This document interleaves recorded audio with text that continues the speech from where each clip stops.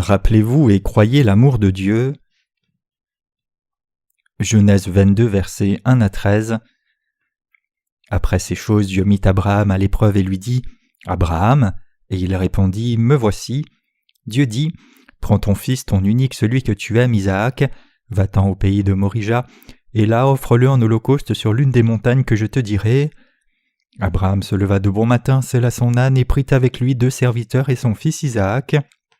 Il fendit du bois pour l'holocauste et partit pour aller au lieu que Dieu lui avait dit. Le 3e jour, Abraham levant les yeux vit le lieu de loin, et Abraham dit à ses serviteurs « Restez ici avec l'âne, moi et le jeune homme nous irons jusque-là pour adorer, et nous reviendrons auprès de vous. » Abraham prit le bois pour l'holocauste, le chargea sur son fils Isaac, et il porta dans sa main le feu et le couteau, et ils marchèrent tous deux ensemble. Alors Isaac, parlant à Abraham son père, dit « Mon père » et il répondit « Me voici mon fils ». Isaac reprit « Voici le feu et le bois, mais où est l'agneau pour l'holocauste » Abraham répondit « Mon fils, Dieu se pourvoira lui-même de l'agneau pour l'holocauste. » Et ils marchèrent tous deux ensemble. Lorsqu'ils furent arrivés au lieu que Dieu lui avait dit, Abraham y éleva un autel et rangea le bois. Il lia son fils Isaac et le mit sur l'autel par-dessus le bois. Puis Abraham étendit la main et prit le couteau pour égorger son fils. Alors l'ange de l'Éternel l'appela des cieux et dit « Abraham, Abraham » et il répondit « Me voici ». L'ange dit « N'avance pas ta main sur l'enfant et ne lui fais rien, car je sais maintenant que tu crains Dieu et que tu ne m'as pas refusé ton fils, ton unique. » Abraham leva les yeux et vit derrière lui un bélier retenu dans un buisson par les cornes, et Abraham alla prendre le bélier et l'offrit en holocauste à la place de son fils. Dieu a parlé à Abraham « Prends ton fils, ton unique, celui que tu aimes, Isaac, va-t'en au pays de Morija, et là offre-le en holocauste sur l'une des montagnes que je te dirai. » Dieu a ordonné que le fils d'Abraham soit offert en holocauste. Il a dit à Abraham qu'il aimait d'offrir son fils précieux qu'il avait obtenu à l'âge de 100 ans comme holocauste. Qu'a fait Abraham, notre père dans la foi, quand il a entendu cette parole de Dieu? Il a effectivement essayé de tuer et sacrifier son fils, comme Dieu le Père lui avait dit de faire. Juste avant qu'il ne soit sur le point de tuer son fils, Dieu l'a empêché de tuer son fils, mais dans son cœur c'était comme s'il avait déjà tué son fils et l'avait offert à Dieu. À travers la parole de Dieu, quelle leçon Dieu essaye-t-il de nous transmettre?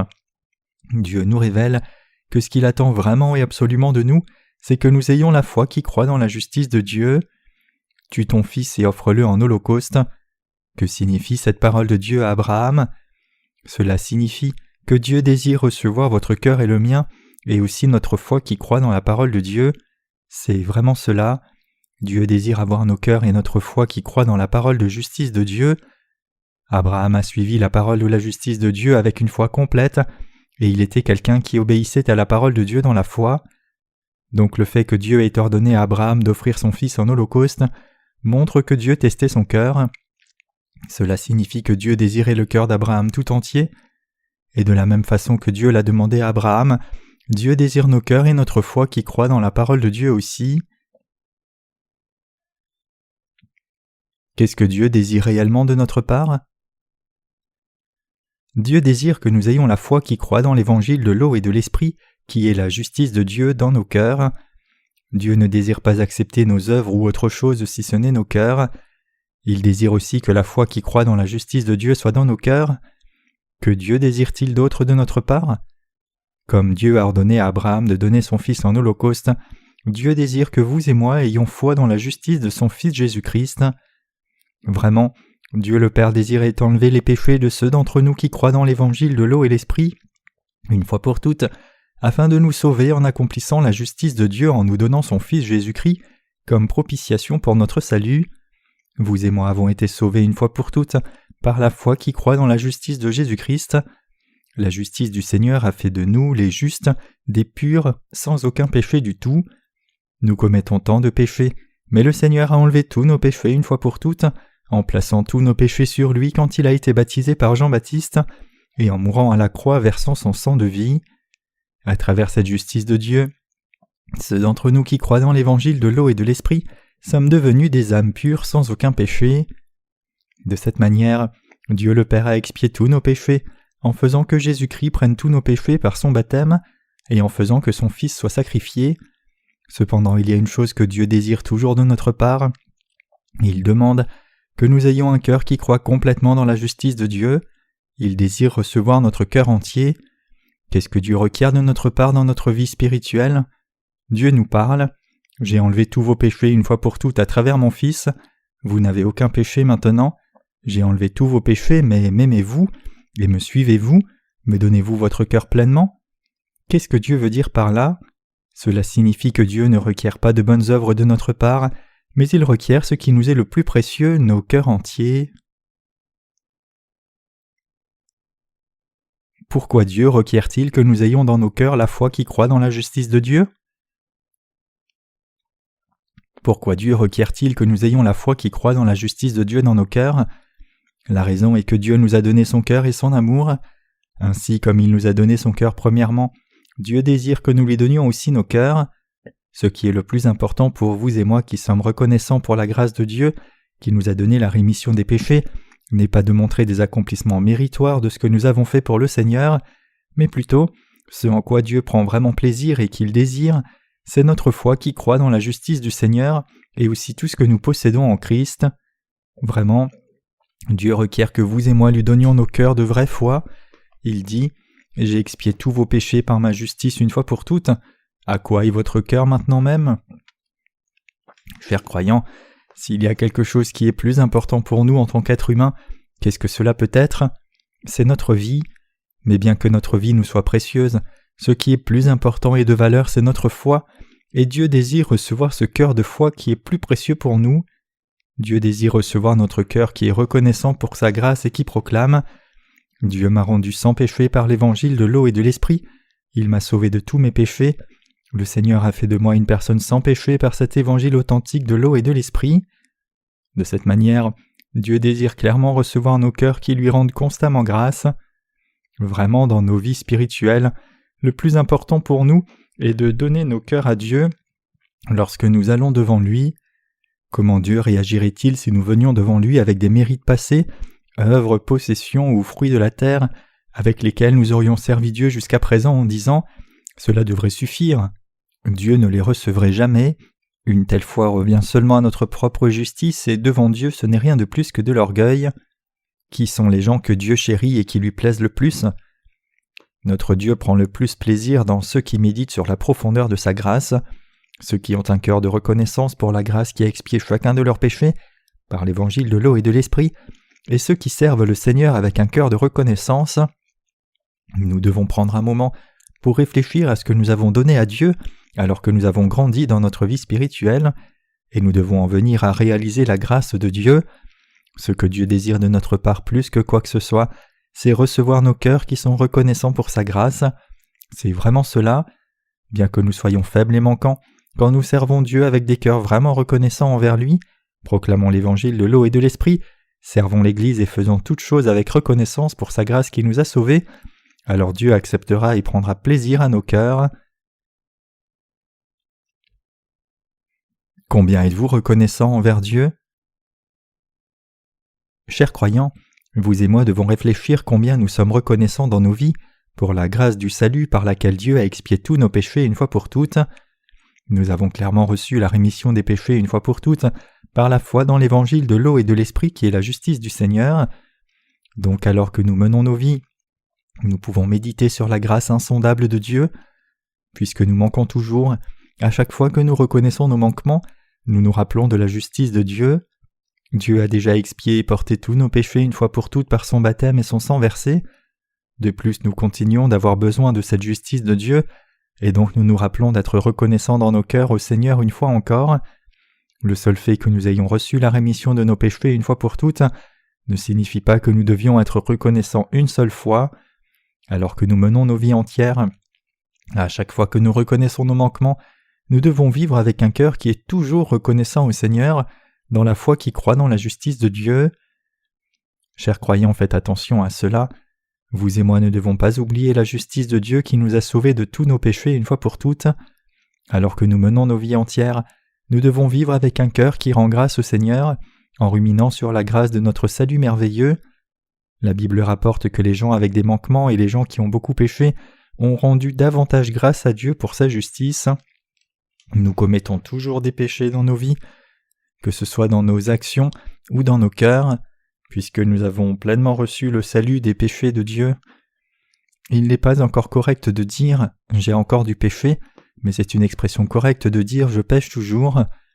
Néanmoins, nous devons nous rappeler du fait que le Seigneur a enlevé une fois pour toutes, par sa justice, même tous nos péchés personnels que nous commettons continuellement.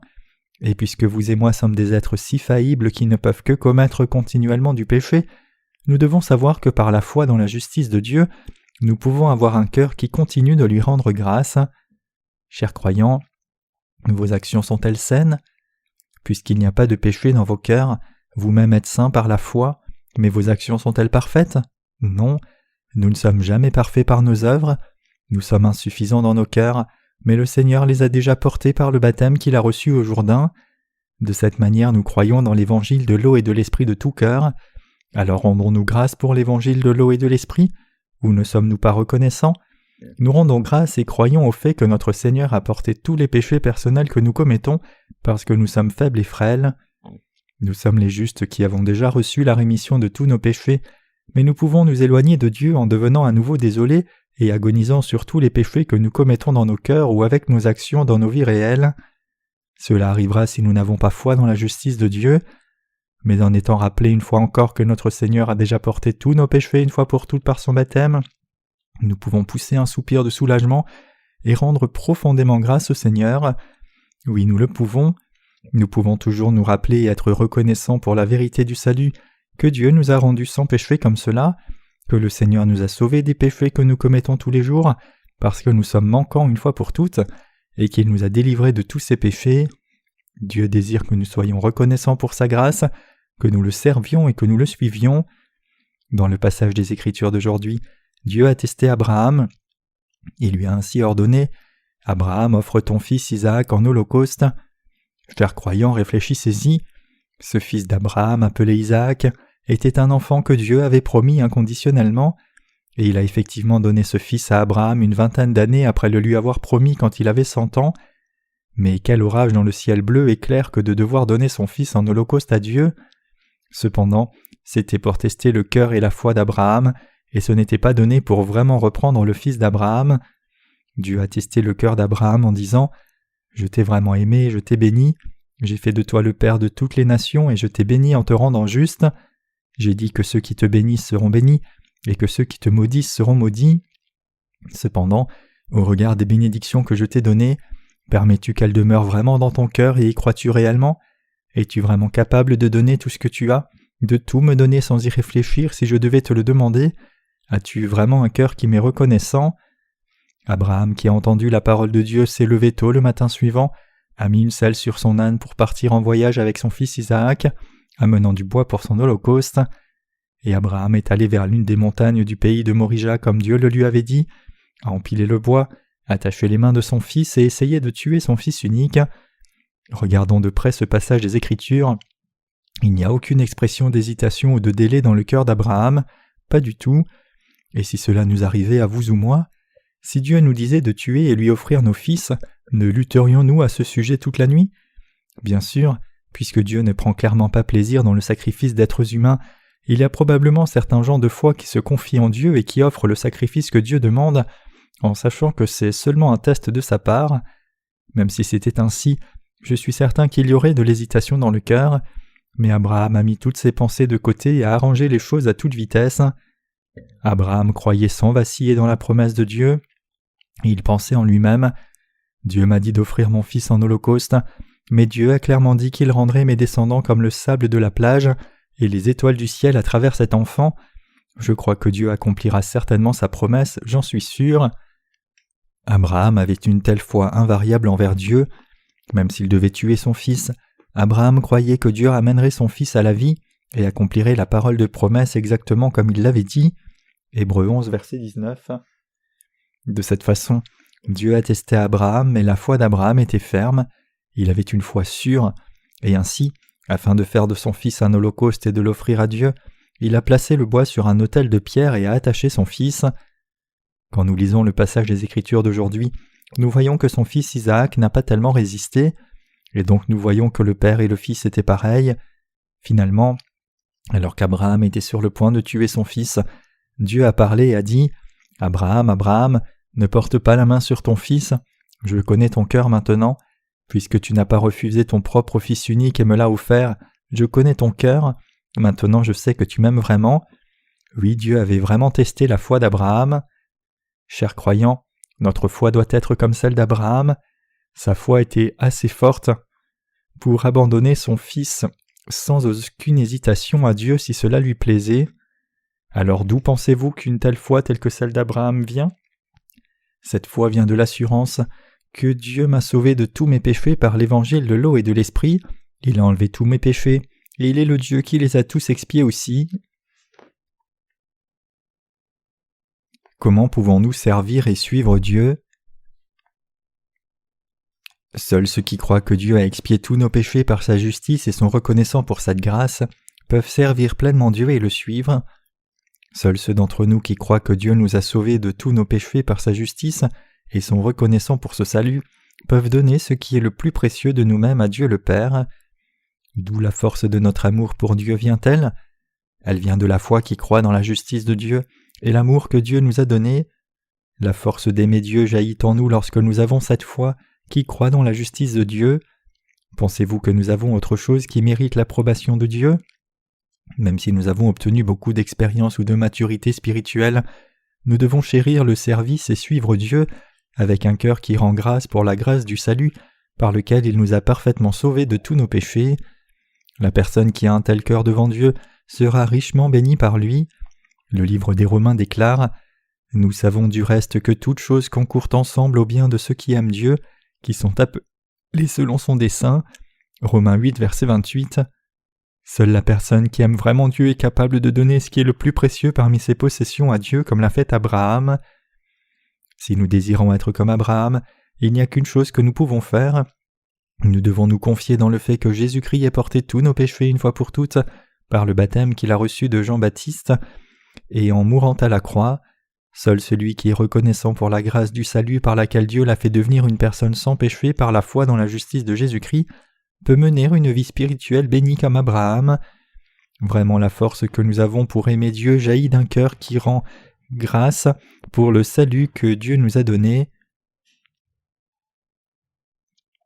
La force d'aimer Dieu vient de la foi qui croit que tous nos péchés ont été expiés par la justice de Dieu. Chers croyants, avez-vous du péché ou n'avez-vous pas de péché ?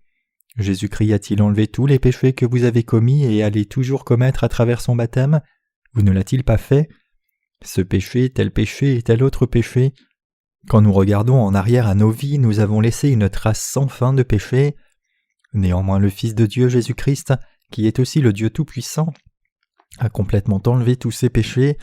Jésus-Christ a fait que le serviteur approprié le baptise. À travers ce baptême au Jourdain, il a porté tous les péchés souillés une fois pour toutes, et ainsi à travers cette œuvre complète de salut, nous avons cru et sommes devenus justes sans péché. Vos péchés ont-ils été placés sur Jésus-Christ une fois pour toutes par son baptême, ou pas ? Notre Seigneur a porté et pris tous nos péchés qui sont aussi nombreux que le sable, une fois pour toutes en étant baptisé par Jean-Baptiste, et a payé le prix à la croix. Nos péchés ont été placés sur le Seigneur une fois pour toutes.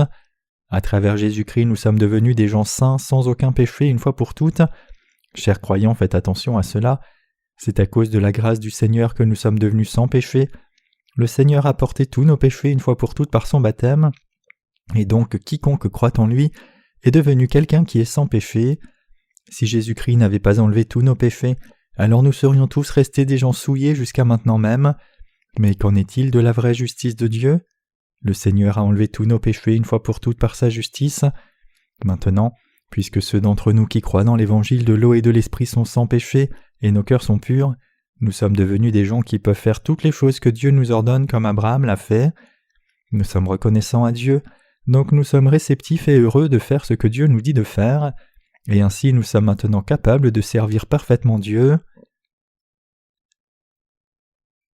Nous devons confirmer de nouveau le fait que nos péchés ont été placés sur Jésus-Christ une fois pour toutes. Chers croyants, nous sommes des gens qui avons reçu la rémission des péchés une fois pour toutes en croyant dans l'évangile de l'eau et de l'esprit. Mais comme Jésus a lavé les pieds de Pierre pour lui rappeler que ses péchés personnels avaient été effacés, nous devons confirmer de nouveau dans nos cœurs le fait que Jésus-Christ a déjà effacé tous nos péchés par le baptême qu'il a reçu de Jean-Baptiste. Nous devons doucement examiner et confirmer dans nos cœurs le fait que Jésus ait porté et enlevé tous nos péchés une fois pour toutes par son baptême et son sang versé. C'est ainsi que nous pouvons devenir libres du péché dans nos cœurs.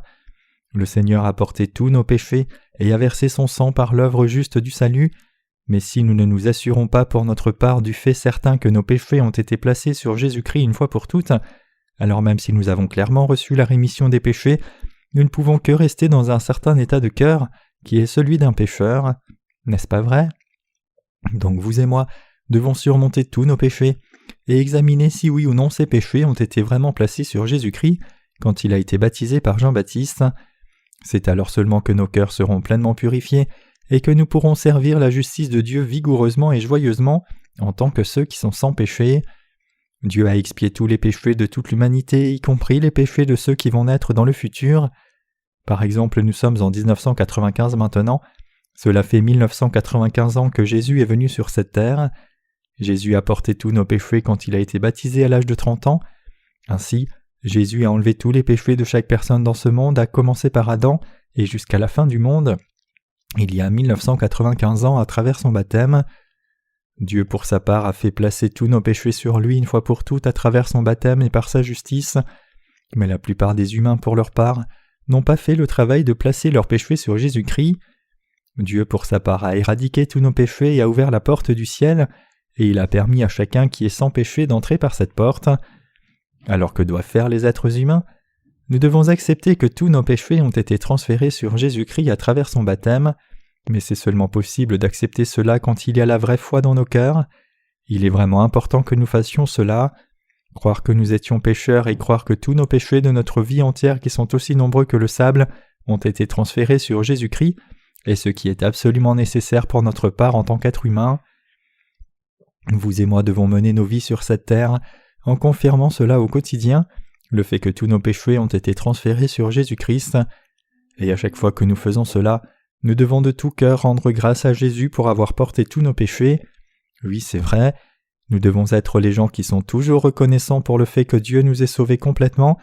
Nous sommes toujours manquants et faibles, donc nous pouvons toujours rendre grâce à Dieu. Je dis que nos manquements et faiblesses sont la raison pour laquelle nous pouvons rendre grâce à Dieu et aussi le louer. Au contraire, si nous n'étions pas manquants ou faibles mais parfaits, nous n'aurions pas péché, et il n'y aurait aucune raison de rendre grâce et louer Dieu qui a enlevé tous nos péchés. Nous sommes capables de rendre grâce au Seigneur d'autant plus que nous sommes des êtres humains faibles. Chers croyants, faites attention à cela. Puisque nous, êtres humains, sommes des existences faibles vivant toujours dans la chair, nous sommes en mesure de rendre grâce au Seigneur qui a enlevé même nos faiblesses. À travers notre faiblesse qui est la raison pour laquelle nous rendons grâce au Seigneur, nous lui rendons vraiment grâce. Chers croyants, n'est-ce pas vrai? Dieu a dit qu'il a pris part aux faiblesses de notre chair humaine. Hébreux 4, verset 15. Puisque notre Seigneur est venu sur cette terre étant incarné dans la chair humaine, il a été tenté par la nourriture et l'honneur comme nous, donc il comprend tout de nous.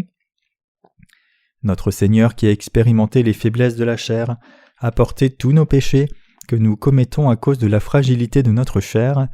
Il nous a ainsi sauvés, vous et moi. Maintenant, ce que nous devons faire pour notre part est de croire que tous nos péchés ont déjà été transférés sur Jésus-Christ. Croyons cela et rendons grâce à Dieu dans nos vies. Alors que nous menons nos vies, quand nos faiblesses ont été vraiment exposées et que nous commettons le péché, que devons-nous faire? Nous devons nous rappeler de notre foi que ce péché a déjà été transféré sur Jésus. Donc nous rendons grâce au Seigneur une fois encore. Nous pensons, si Dieu n'avait pas porté même ce péché, alors je serais resté une personne avec du péché, et donc nous rendons grâce au Seigneur qui a déjà porté tous nos péchés. Autrement dit, quand notre faiblesse est révélée, alors nous pouvons rendre grâce au Seigneur une fois de plus, et avec la foi que nous n'avons aucun péché, nos cœurs vont désirer faire l'œuvre juste que Dieu nous instruit à faire.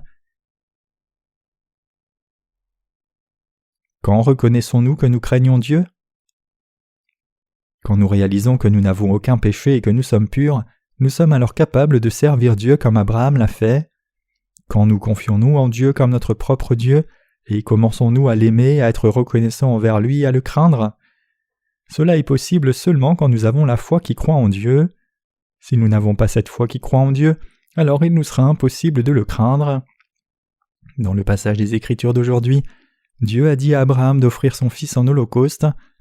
Chers croyants, veuillez réfléchir à cela. Même si c'était l'ordre de Dieu, comment pouvait-il tuer et offrir son fils à Dieu ? Cependant, Abraham, notre père dans la foi, a cru que Dieu accomplirait absolument ce qu'il avait dit. Il a cru que la parole de Dieu est la vérité qui ne change pas et dure toujours. Dieu a donné une parole de promesse à Abraham il y a longtemps. Il a dit « À travers ton fils, ta semence, je rendrai tes descendants sur la terre aussi nombreux que les étoiles du ciel. » Abraham a cru Dieu.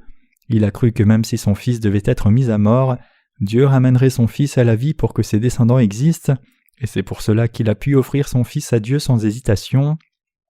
Quand Abraham a recherché Dieu avec une foi si complète, Dieu a dit « Maintenant je sais que tu me crains ». Dieu a accepté et loué Abraham qui avait une foi pleine. Abraham a obéi à Dieu quand il fallait offrir son fils en holocauste. D'où vient un tel comportement obéissant ? Cela vient d'une foi qui croit en Dieu. Cet acte juste ne vient pas d'une œuvre de la chair, mais de la foi qui est dans le cœur. Abraham a cru dans la parole de Dieu juste comme elle était. Vous et moi croyons-nous alors dans la parole de Dieu, disant qu'il a expié tous nos péchés et qu'il a préparé le ciel pour nous tout comme cela a été dit ? Si oui, alors nous sommes des gens de foi comme Abraham qui sont approuvés et loués par Dieu. Vraiment, la foi d'Abraham qui croyait en Dieu a produit une œuvre d'offrande de son Fils précieux à Dieu. Qu'est-ce que cela signifie ? Cela signifie qu'Abraham a pu faire quelque chose de pareil parce qu'il croyait en Dieu. C'est pareil pour nous. Toutes nos œuvres justes sont produites par notre foi qui croit en Dieu. Je prie que vous deveniez des gens de foi comme Abraham. Il y a un seul moyen de devenir une personne de foi comme Abraham. La foi que Dieu a enlevé tous mes péchés, la foi que Dieu est mon Père et mon Sauveur. La foi comme cela porte des œuvres comme celle d'Abraham, et par ces œuvres nous devenons des gens qui sont bénis devant Dieu. Dieu désire toujours avoir nos cœurs de foi. Vraiment, Dieu désire que nous ayons une foi pleine dans nos cœurs.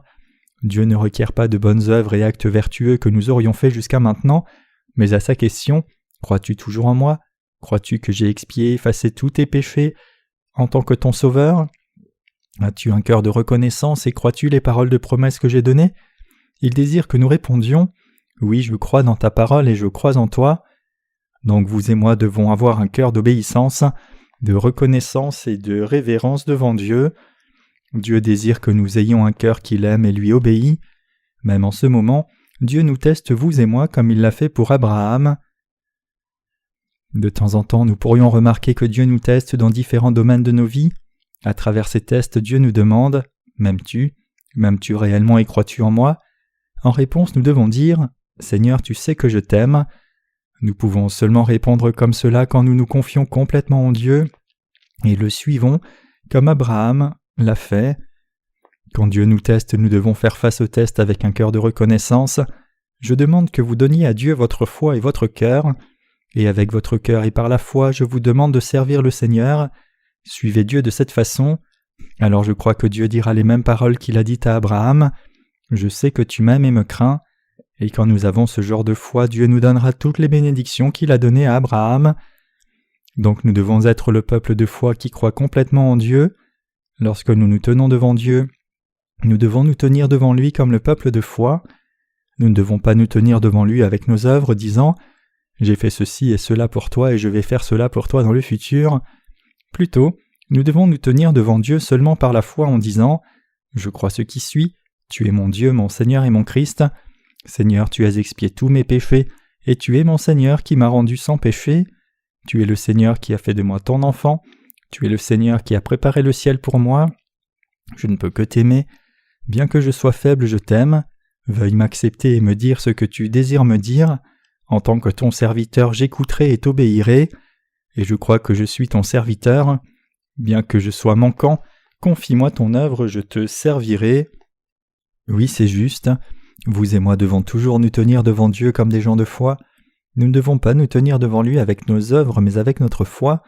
Nous devons nous tenir devant lui comme des gens de foi. Quand nous nous tenons devant Dieu par notre foi comme Abraham l'a fait, avec la foi authentique en Dieu, alors nous pourrons faire des œuvres justes comme Abraham l'a fait. Quand nous glorifions Dieu et le suivons de tout cœur, nous serons absolument approuvés par Dieu, et recevrons toutes les bénédictions que Dieu donne. Par-dessus tout, nous devons croire au fait que Dieu a expié tous nos péchés. Nous devons toujours rendre grâce de ce que nos péchés aient été transférés sur Jésus-Christ et de ce que nous soyons maintenant devenus purs. Oui, nous devons toujours avoir un cœur de reconnaissance devant le Seigneur. Nous devons toujours rendre grâce et toujours croire en Dieu alors que nous suivons notre Seigneur. C'est la foi bénie d'Abraham qui a été approuvée par Dieu.